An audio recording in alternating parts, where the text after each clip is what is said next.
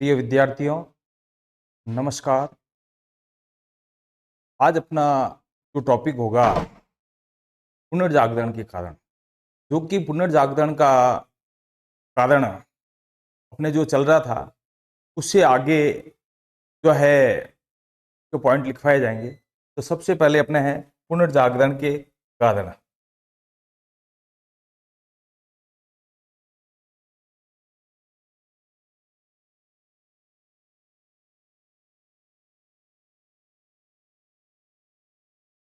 पुनर्जागरण के कारण,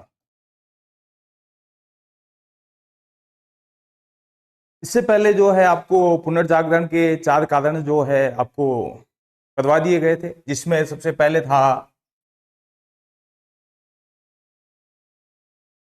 धर्मयुद्ध यानी क्रूसेड। फिर इसके बाद दूसरा था पुश्तून दुनिया पर तुर्कों का आक्रमण। फिर इसके बाद अपना जो तीसरा कारण था भौगोलिक खोजें। भौगोलिक खोजें। और अपना चौथा कारण था कागज एवं मुद्रण कला। कागज एवं मुद्रण कला। ये जो 4 कारण है, ये 4 कारण आपको पहले पढ़ा दिए गए थे। इसके बाद अपना जो है नेक्स्ट कारण है व्यापारिक उन्नति।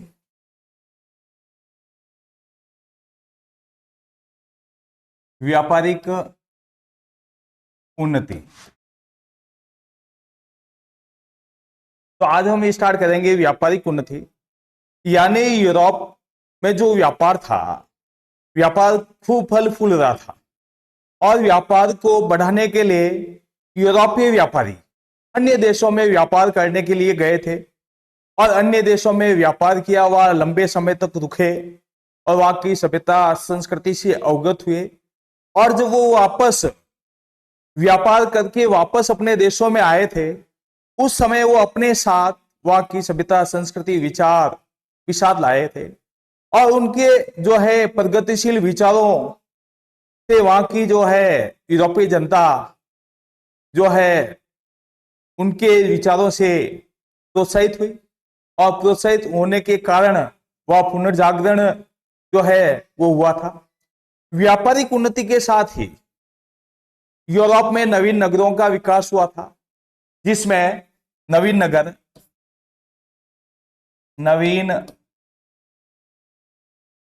नगरों का विकास। इसमें नवीन नगरों के विकास में वेनिस, मिलान, फ्लोरेंस,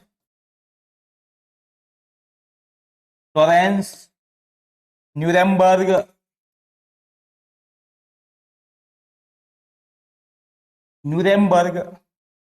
आदि नगरों का विकास हुआ था। अर्थात इन नगरों की स्थापना हुई थी और नगरों की स्थापना होने से व्यापारिक संपदा यानी व्यापार खूब बढ़ा था और इनकी स्थापना होने से यह जो है स्वतंत्र वातावरण का निर्माण हुआ था और चर्च के प्रभाव से मुक्त शिक्षा केंद्र भी बने थे। अर्थात शिक्षा केंद्रों का निर्माण हुआ था जिस पर शिक्षा पर चर्च का प्रभाव नहीं था। धनवान एवं व्यापारी इत्यादियों के कारण, धनवान एवं व्यापारी इत्यादियों के कारण नवीन चेतना का संचार हुआ था। अर्थात लोगों में नवीन चेतना जो है जागृत हुई थी और नवीन चेतना के जागृत होने के कारण पुनर्जागरण जो है इनको बढ़ावा मिला था। व्यापारिक वर्ग ब्याज लेने की आलोचना करने के कारण चर्च के विरोधी हो गए थे। फिर नेक्स्ट अपना कारण है मंगोलों का योगदान।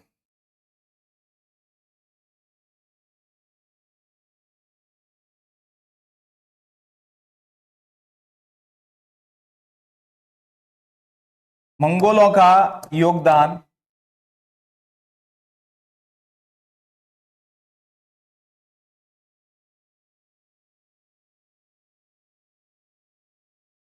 मंगोलों का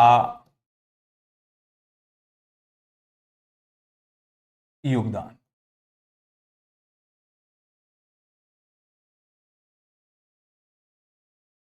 तो मंगोलों का जो योगदान था पुनर्जागरण में महत्वपूर्ण साबित हुआ। तो इसमें 13वीं शताब्दी के मध्य में चंगेज खां की मृत्यु हो गई थी। यानी 13वीं शताब्दी में 13वीं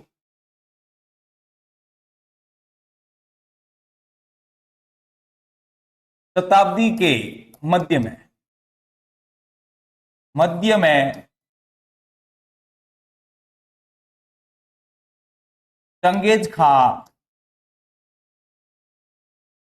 की मृत्यु हो गई थी तथा इसकी मृत्यु के बाद कुबलाई खान ने मध्य एशिया में साम्राज्य स्थापित किया था। कुबलाई खान ने चंगेज खां की मृत्यु के बाद चंगेज खां की मृत्यु के बाद मध्य एशिया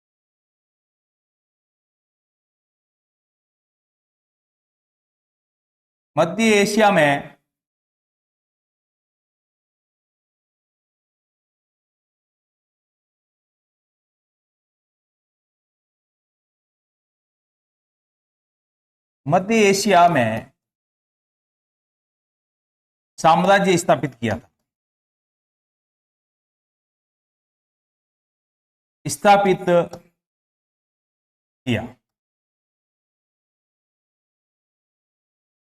और इसके द्वारा जो साम्राज्य स्थापित किया गया था, इसके साम्राज्य में अर्थात इसके दरबार में विश्व भर के विद्वानों, धर्म प्रचारकों और व्यापारियों का बोलबाला था। अर्थात इसके दरबार में ये इस प्रकार के जो लोग आते थे जो कि इनके लिए प्रमुख केंद्र बन गया था। यह दरबार पूर्व एवं पश्चिम के संपर्क का प्रमुख केंद्र था। यानी यह जो है विद्वान, धर्म प्रचारक और व्यापारी थे ही थे, लेकिन ये पूर्व और पश्चिम जो है इनके संपर्क का प्रमुख केंद्र भी बन गया था तथा दूसरी जातियों के संपर्क में आने के कारण इनके ज्ञान में वृद्धि हुई थी तथा इनके ज्ञान को सभ्य जगत को है, यानी इनके ज्ञान जो इनका ज्ञान था, इनके ज्ञान का प्रचार प्रसार सभ्य जगत को प्रदान किया गया था, जिससे उनमें विश्व इतिहास में बहुत से लोगों को इनके ज्ञान का जो है फायदा हुआ। इनका ज्ञान अन्य देशों के लोगों के पास गया था तथा मंगोलों के ज्ञान का प्रचार प्रसार बहुत से देशों में हुआ था तथा मंगोलों के संपर्क से ही यूरोप को कागज, मुद्रण, कुतुबनुमा तथा बारूद की सर्वप्रथम जानकारी हुई थी। यानी इनके ज्ञान से, यानी मंगोलों से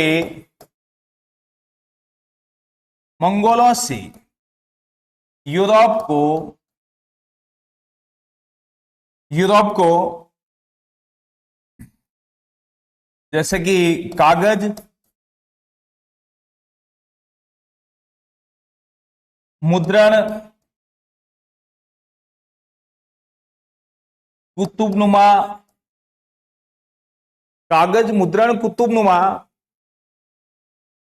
तथा बारूद का सर्वप्रथम ज्ञान हुआ था सर्वप्रथम ज्ञान हुआ था और इसके दरबार में प्रसिद्ध वेनिस यात्री मार्को पोलो मंगोल शासक कुबलई खां के दरबार में आया था। यानी प्रसिद्ध वेनिस यात्री, प्रसिद्ध वेनिस यात्री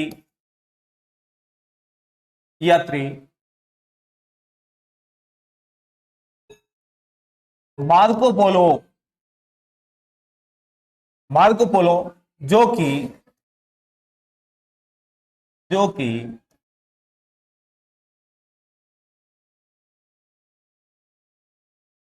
मार्को पोलो जो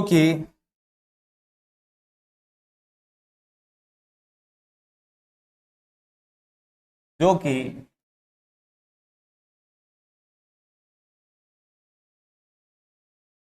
कुबलई खान के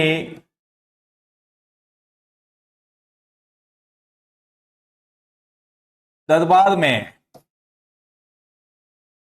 1272 ईस्वी में आया था।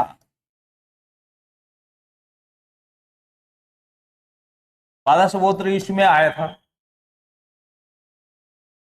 और इनके आने से ऐसा माना जाता है कि मार्को पोलो से प्रभावित होकर कोलंबस और वास्को डी गामा ने भौगोलिक यात्राएं शुरू की थी। यानी इससे प्रभावित होकर मार्को पोलो से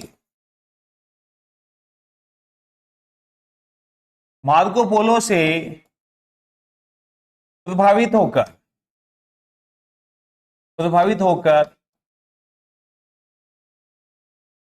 कोलंबस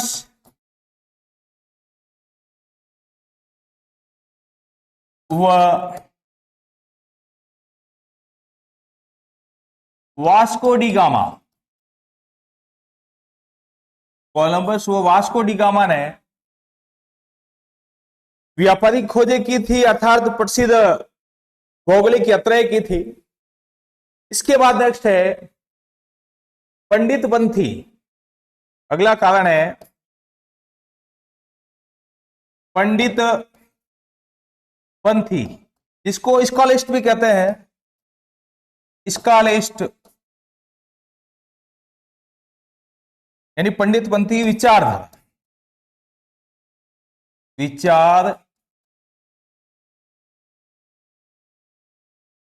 तो पुनर्जागरण में पंडित पंथी अर्थात स्कॉलिस्ट विचारधारा का भी महत्वपूर्ण योगदान रहा। तो इस विचारधारा से अर्थात इस विचारधारा के द्वारा यानी अरबों से प्राप्त ज्ञान के आधार पर यूरोपीय विद्वानों ने अरस्तु के दर्शन के आधार पर बल दिया। यानी अरस्तु के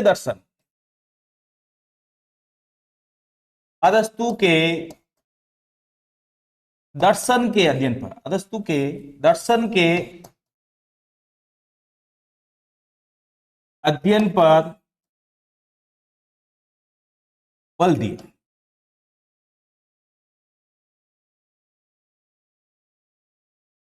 अदबी ज्ञान से प्रभावित होकर उन्होंने जो नई विचारधारा पद्धति चलाई थी उसे पंडित पंथी या स्कॉलिस्ट कहा जाता है।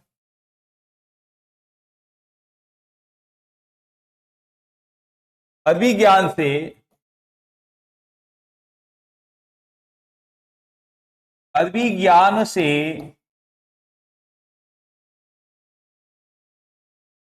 प्रभावित होकर उन्होंने जो नई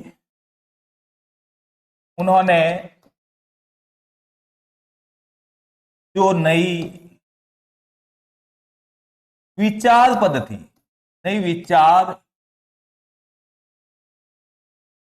पद्धति चलाई थी उसे पंडित पंथी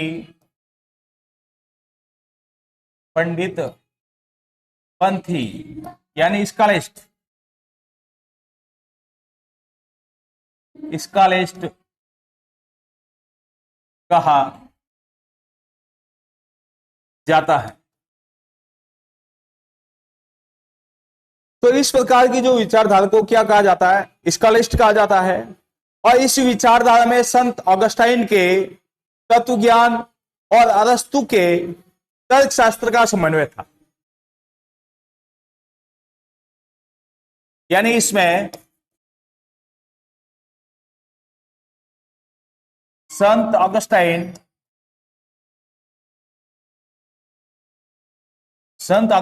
के तत्व ज्ञान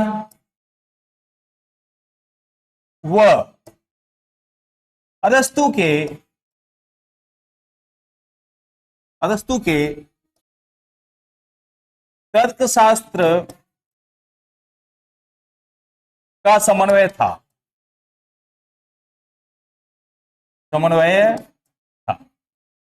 तथा इनके समन्वय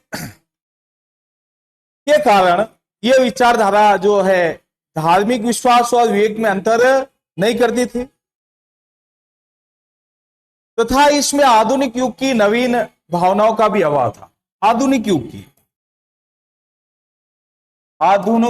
आधुनिक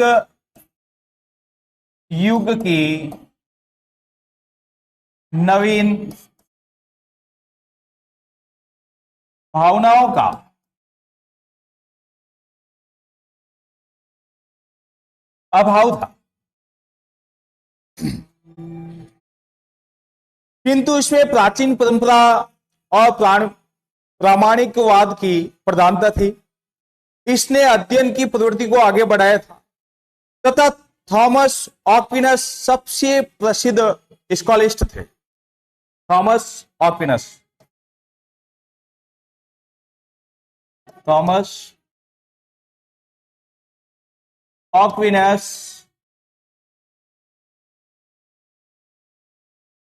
जो कि प्रसिद्ध स्कॉलिस्ट